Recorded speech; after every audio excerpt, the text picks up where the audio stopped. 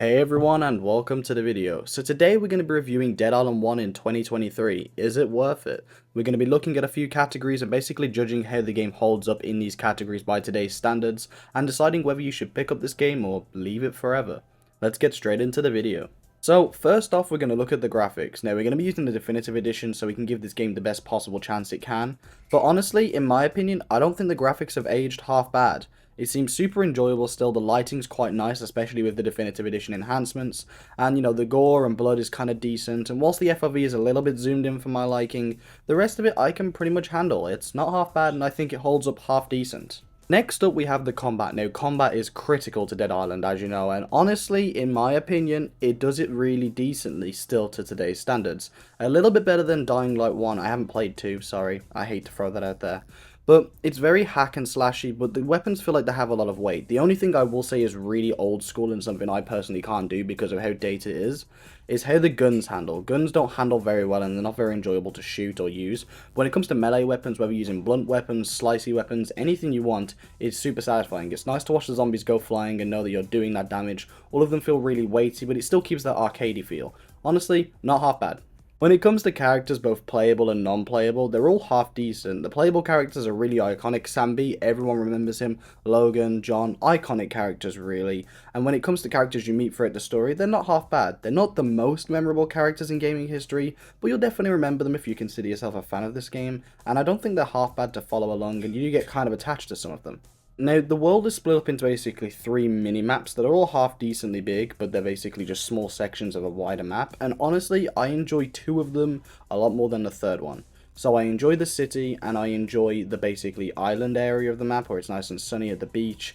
I cannot stand the jungle, though, honestly. So, in my opinion, it's fine, though, because the jungle is the shortest part of the game, and it's not the worst thing in the world, it's just not my favourite part. But honestly, I much prefer the first 2 sections to the latter one. But overall, as a whole, it's a half decent map, and I still think there's plenty of enjoyment to be found in this map, and you'll have a ton of fun with the first 2, I can guarantee. And honestly, the jungle thing I've heard is quite subjective. I know a lot of people do like it, it's just I personally don't, and I'm coming from my opinion. So I don't like the jungle one, but I know a lot of people do. Then there's the crafting system. Now, Dead Island's crafting system is second to none. You can make some absolutely wild, really fun weapons. You can put things together, make shock mods, weird hammers that do crazy amounts of damage. I absolutely love them, and personally, it's one of my favourite parts of Dead Island, so I'm very happy to see it coming in Dead Island 2, which I will be doing a review of, obviously, day 1. So make sure you stick around for that, subscribe, oh, throw that in there. But yeah, basically, the crafting's really good, and if you're into crafting at all, it's great. Honestly, you can mess around with some really cool weapons that you've designed yourself, and they feel very personalised to your playstyle. Now, I'm going to talk about RPG mechanics here because the game does kind of fall under a light RPG. There's plenty of weapons to find of different rarity, and it's really fun to find, like, legendary weapons. I know a lot of people have some of the coolest weapons in the game that I've never seen before, so whilst this is a weird category, I like the whole loot and scavenge for what you can to make your own stuff thing, and whilst it's not exactly an RPG game, it has some good RPG elements that are still worth playing in today's standards. Now, when it comes to driving in this game, it's not awful, but it's just serviceable. It's not very good. Now, the issue is not the driving controls. Whilst they're not ideal either, I find it easy to handle and drive cars. It's more so how narrow the map is. The streets are very narrow, and you kind of find yourself bumping into things and taking sharp turns a bit more than you'd like. It's not the most comfortable thing. Now, cars aren't confirmed for Dead Island 2, so if they've removed cars for this reason, I am totally cool with it. I've never mentioned price before in these videos, but looking back, it's kind of stupid not to. These games are really old, and you can usually pick them up for varying prices. So, Dead Island you can pick up for a couple of dollars, and for me that's really cheap, and the game is definitely worth it for that much. So, whilst this isn't the summary, I'm going to leave that towards the end of the video. The price is definitely something to factor in. It's super cheap a lot of the time, and always on sale. Now, when it comes to this game's side content, it's not half bad. There's plenty to do, there's plenty of people to help around the map, there's random events that happens where you can go and save some people that are in trouble, or you can go and help out just general people around the map do certain things. It's really cool, and it's basically just your typical type of side content, so nothing crazy, but still decent enough. And then finally, when it comes to the main campaign's missions, they're not all bad, but some of them are very fetch questy.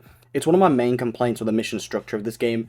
It's not the biggest deal in the world, but a lot of them are just go here, pick up this, take it back, go here, pick up this, kill zombies, take it back. It can get a bit repetitive, and I understand why people would call it basically tedious. It's a small issue, but it's something I do take note of when playing the game. So for this one, I'm not really going to end with a summary basically saying you should or shouldn't get this game. What I'm going to say is this game's very dated and it has a few dated mechanics, but for the most part, I still really enjoy it. So if you like what I said about this game in this video, you could probably pick up the game and enjoy it, and it's very cheap as well, so it's definitely worth it. I would recommend everyone try it, of course, for the price because it's very cheap, but I don't think I could definitely say it's worth it for the price if you're not into a certain amount of these things I've said. But anyway, that about does it for this video. I hope you did enjoy. If you did, like, comment, subscribe. I'm going to be covering Dead Island a ton in the future, so if you like that game, stick around, and yeah, I'll see you all soon. I also, before I want to go, just want to say a big thank you to everyone supporting these Dead Island videos. Just to keep it kind of personal for a minute, I love Dead Island, but I was always really worried about stepping into Dead Island as a game to cover, because you never know how my fanbase or new people would see me as a newcomer. And basically, I don't want my community going, hey, go back to Saints Row, and the Dead Island community going, hey, go back to Saints Row.